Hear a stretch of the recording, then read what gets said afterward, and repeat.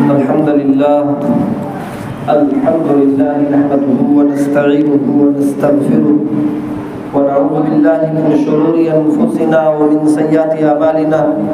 من يهده الله فلا مضل له ومن يضلله فلا هادي له وأشهد أن لا إله إلا الله وحده لا شريك له وأشهد أن محمدا عبده ورسوله يا أيها الذين آمنوا اتقوا الله حق تقاته ولا تموتن إلا وأنتم مسلمون يا أيها الناس اتقوا ربكم الذي خلقكم من نفس واحدة وخلق منها زوجها وبث منهما رجالا كثيرا ونساء واتقوا الله الذي تساءلون به والأرحام إن الله كان عليكم رقيبا يا أيها الذين آمنوا اتقوا الله وقولوا قولا سديدا يصلح لكم أعمالكم ويغفر لكم ذنوبكم ومن يطع الله ورسوله فقد فاز فوزا عظيما أما بعد فإن خير الحديث كتاب الله وخير الهدي هدي محمد صلى الله عليه وسلم وشر الأمور محدثاتها وكل محدثة بدعة وكل بدعة ضلالة وكل ضلالة في النار أعوذ بالله من الشيطان الرجيم بسم الله الرحمن الرحيم لن ينال الله لحومها ولا دماؤها ولكن يناله التقوى منكم ہمیں رب کو منانا ہے چلو کرتے ہیں قربانی ہمیں رب کو منانا ہے چلو کرتے ہیں قربانی یہ دن کتنا سہانا ہے چلو کرتے ہیں قربانی ابراہیم اور اسماعیل کے پرصدق جذبے کا ابراہیم اور اسماعیل کے پرصدق جذبے کا دیا پھر سے جلاتے ہیں چلو کرتے ہیں قربانی چھری رکھ دی تھی حلقوں میں پسر پر باپ نے اس دن چھری رکھ دی تھی حلقوں میں پسر پر باپ نے اس دن زمانے کو بتانا ہے چلو کرتے ہیں قربانی ہمیں رب کو منانا ہے چلو کرتے ہیں قربانی اللہ اکبر لا الہ الا اللہ واللہ اکبر وللہ الحمد اللہ اکبر کبیرہ والحمد للہ کثیرا سبحان اللہ بکرۃ واصیلا حضرات آج ہم تمام لوگ جمع ہوئے ہیں عید الاضحیٰ منا رہے ہیں ہم سب کو معلوم ہے کہ اسلام میں ہمارا دو ہی تیوہار ہے ایک عید الفطر جو رمضان کے 29 اور 30 روزے رکھنے کے بعد ہم مناتے ہیں اور یہ ایک عید الاضحیٰ جس دن ہم اپنے اپنے جانوروں پر اللہ کا نام لے کر کے ان کو اللہ کے راستے میں قربان کرتے ہیں یہ ہم کیوں کرتے ہیں کس لیے کرتے ہیں میرے بھائیوں یہ اللہ کے پیغمبر جن کا نام نامی اس میں غرامی حضرت ابراہیم خلیل اللہ جن کا نام تھا اللہ تعالیٰ نے انہیں خلیل اللہ کہا اپنا دوست کا خلیل کہا کیوں کہا کیونکہ اللہ تبارک و تعالیٰ نے انہیں ان کی زندگیوں میں بڑی آزمائش ڈالی اور وہ تمام آزمائشوں میں کھڑے ہوئے اللہ تعالیٰ نے انہیں اپنا دوست کہا انہی آزمائشوں میں سے ایک بہت بڑی بلکہ سب سے بڑی آزمائش ان کے لیے یہ تھی کہ باپ نے گھر سے نکال دیا بتوں کے توڑنے کی پاداش میں بتوں کے برا بھلا کہنے کی پاداش میں باپ نے گھر سے نکال دیا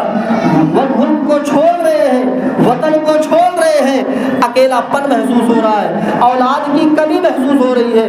دعا کرتے ہیں حضرت ابراہیم علیہ السلام اللہ کی بارگاہ میں رب ہب لی من الصالحین اے اللہ مجھے نیک اور صالح اولاد عطا فرما دے اللہ رب العالمین نے آپ کی دعا سن لی 86 سال کی عمر میں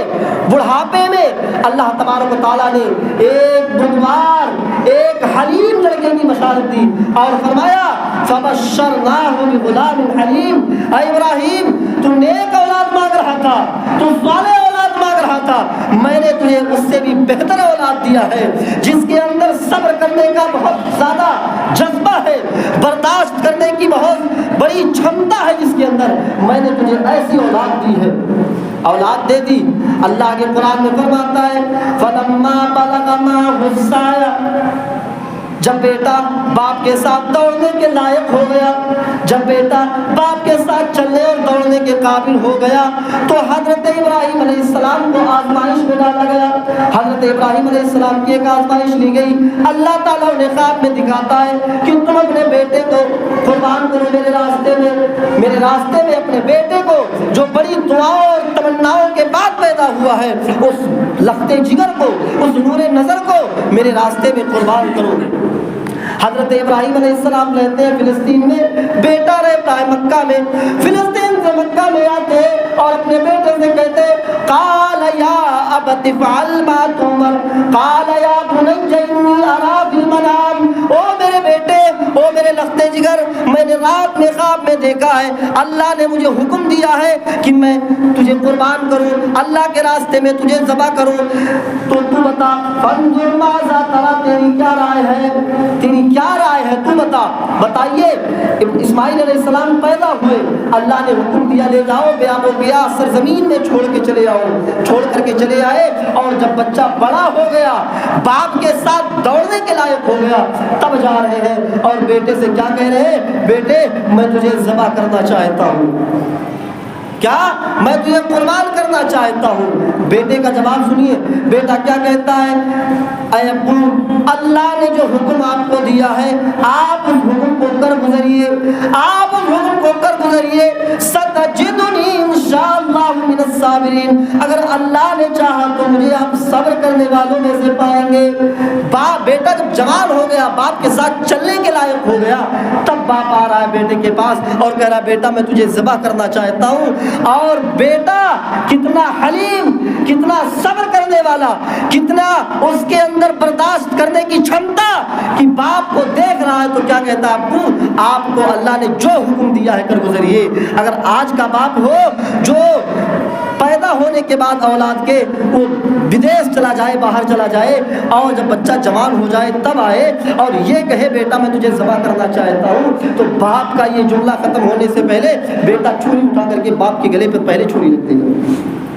پہلے ذبح کر دے گا۔ لیکن حضرت اسماعیل علیہ السلام پر قربان جاؤ، علامہ اقبال نے کہا تھا یہ فیضان نظر تھا یا کہ مکتب کی کرامت تھی، یہ فیضان نظر تھا یا کہ مکتب کی کرامت تھی، سکھائے کس نے اسماعیل کو آداب فرزندی۔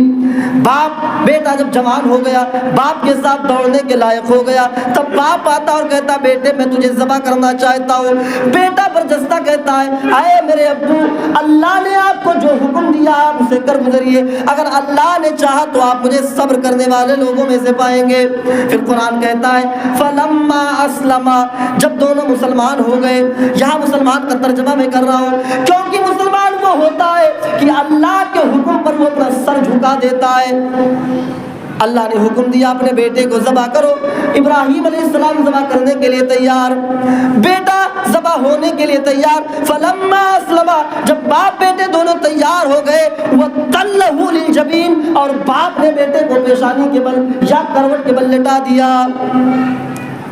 تخلیق آدم کے وقت جب اللہ تعالیٰ آدم علیہ السلام کو بنا رہا تھا تو اعتراض کرنے والے فرشتے اعتراض کر رہے تھے، اے اللہ تو اس انسان کو کیوں پیدا کر رہا ہے، ان آدمیوں کو تو کیوں پیدا کر رہا ہے، یہ زمین پر جائیں گی فساد کریں گی، یہ زمین پر جائیں گی فساد برپا کریں گی، ایک ایک انچ زمین کے لیے اپنے بھائیوں کا خون خراب کریں گی، مرڈر کریں گی، قتل کریں گی، تو ان آدمیوں کو تو کیوں پیدا کر رہا ہے، کیا ہم تیری عبادت کے لیے کافی نہیں ہے؟ فرشتوں نے کہا تھا، تو اللہ تعالیٰ نے کہا اے میرے فرشتوں جتنا میں جانتا ہوں اتنا تم نہیں جانتے ہو۔ آج تخلیق آدم کے اعتراض کرنے والے فرشتے آج ابراہیم علیہ السلام کے اس کام کو دیکھ کر کے زار و قدار رو رہے ہیں کہ بھلا کوئی شخص اللہ سے اتنی محبت کیسے کر سکتا ہے کہ اللہ کے حکم پر اپنے بیٹے کو جو بڑی دعاؤں اور تمناؤں کے بعد پیدا ہوا ہے اس کے گلے پر چھری رکھ دے۔ باپ نے پیشانی کے بل بیٹے کو لٹا دیا۔ اللہ قرآن میں فرماتا ہے وَنَادَيْنَاهُ أَن يَا إِبْرَاهِيمُ قَدْ صَدَّقْتَ الرُّؤْيَا إِنَّا كَذَلِكَ نَجْزِي الْمُحْسِنِينَ، اے ابراہیم بس کر، اے ابراہیم بس کر، تو نے تو اپنا خواب سچا کر دکھایا، مجھے تیرے بیٹے کی جان لینا مقصود نہیں تھا، اگر جان لینا مقصود ہوتا تو میں تجھے بڑھاپے میں اولاد ہی کیوں دیتا۔ اللہ کے حکم پر حضرت ابراہیم علیہ السلام اپنے بیٹے اسماعیل علیہ السلام کو پٹک دیتے ہیں اور چھری گلے پر رکھ دیتے ہیں۔ میرے بھائیوں، یہ قربانی ہمیں درس دیتا ہے، قربانی ہمیں تعلیم دیتا ہے کہ اگر اسلام کے لیے، ایمان کے لیے، اللہ کے لیے مال کی ضرورت پڑے تو مال بھی حاضر ہے، جان کی ضرورت پڑے تو ہم جان دینے کے لیے تیار ہیں۔ اسی لیے قرآن میں اللہ رب العالمین نے فرمایا، قرآن کے 4 پارے کی پہلی آیت میں فرمایا، لن تنالوا البر حتى تنفقوا مما تحبون، تم اس وقت تک نیکی کو نہیں پا سکتے ہو، تم اس وقت تک نیکی کو حاصل نہیں کر سکتے ہو، جنت کو پا نہیں سکتے ہو جب تک کہ وہ چیز اللہ کے راہ میں قربان نہ کرو، وہ چیز اللہ کے راستے میں خرچ نہ کرو جو تمہیں سب سے زیادہ عزیز ہے۔ حضرت ابراہیم علیہ السلام سب سے زیادہ عزیز، جو بڑی دعاؤں اور تمناؤں کے بعد پیدا ہوئی اولاد کو اللہ کے حکم پر ذبح کرنے کے لیے تیار ہو گئے۔ آج بہت سارے لوگ کہتے ہیں یہ جو مسلم لوگ قربانی کرتے ہیں یہ صحیح نہیں ہے، بیچارے بے زبان جانوروں پر ظلم ہوتا ہے، اللہ کا نام لے کر کے انہیں بے دردی کے ساتھ کاٹا جاتا ہے، ذبح کیا جاتا ہے۔ میرے بھائیوں، یہ قربانی امت محمدیہ میں صرف نہیں بلکہ امت محمدیہ سے پہلے بھی جتنی امتیں آئیں یہ قربانی کا حکم ان امت میں بھی تھا، اور آج بھی دیکھ لیجئے دنیا میں جتنے مذہب ہیں ان سارے مذہبوں میں کہیں نہ کہیں قربانی کی ثبوت ملتا ہے۔ ہاں، لوگ نام الگ الگ رکھ دیے ہیں، کہیں قربانی کا نام لوگ چڑھاوے کے نام سے یاد کرتے ہیں، کہیں بھیڑ کے نام سے یاد کرتے ہیں، کہیں بلی کے نام سے یاد کیا جاتا ہے، الگ الگ ناموں سے یاد کیا جاتا ہے۔ غرض یہ کہ آج بھی ہر دھرم کے اندر قربانی کا تصور، قربانی کا حکم ہے، لوگ نام الگ الگ نام سے یاد کرتے ہیں۔ اللہ نے اسلام میں اس کا نام قربانی رکھا ہے، اس کا نام قربانی رکھا ہے جو ہم کرتے ہیں۔ میرے پاس تو حضرت ابراہیم علیہ السلام اپنے بیٹے کو ذبح کرنے کے لیے تیار ہوئے۔ قربانی ہمیں اس چیز کا درس دیتا ہے، قربانی صرف امت محمدیہ میں نہیں بلکہ آپ سے پہلے جتنی امتیں آئی ان سب میں قربانی کا تصور تھا۔ اللہ نے قرآن میں فرمایا وَلِكُلِّ أُمَّةٍ جَعَلْنَا مَنسَكًا لِيَذْكُرُوا اسْمَ اللَّهِ عَلَىٰ مَا رَزَقَهُم مِّن بَهِيمَةِ الْأَنْعَامِ۔ آپ سے پہلے جتنی بھی امتیں آئیں، جتنی بھی قومیں آئیں، ان قوموں میں بھی قربانی کا حکم تھا، قربانی کا تصور تھا، وہ لوگ بھی قربانی کرتے تھے، یہاں تک کہ دنیا کے سب سے پہلے انسان حضرت آدم علیہ السلام، حضرت آدم علیہ السلام کے 2 بیٹے حابیل اور قابیل نے بھی قربانی دی تھی۔ بڑا مشہور واقعہ ہے، انہوں نے قربانی دی تھی، حابیل کی قربانی قبول کر لی اللہ رب العالمین نے اور قابیل کی قربانی مردود کر دی، نہیں قبول کیا۔ اس زمانے میں قبول کا رزلٹ پہلے ہی آ جاتا تھا، کس کی قربانی قبول ہوئی کس کی نہیں ہوئی رزلٹ سامنے آ جاتا تھا۔ حابیل کی قربانی اللہ رب العالمین نے قبول کر لی، قابیل کی مردود کر دی۔ قابیل غصے میں آیا اور حابیل سے کہتا ہے حابیل میں تجھے قتل کر دوں گا، میں تجھے جان سے مار ڈالوں گا۔ حابیل نے کہا قابیل تم مارنے کی بات کیوں کرتے ہو؟ اللہ تو ان لوگوں کی قربانی قبول کرتا ہے جو اللہ سے ڈرتے ہیں، جو تقوی کے ساتھ اچھی نیت کے ساتھ قربانی کرتے ہیں، اللہ تعالیٰ ان کی قربانیوں کو قبول کرتا ہے۔ تو میرے بھائیوں، قربانی ہمیں اس چیز کا درس دیتا ہے کہ ہمیں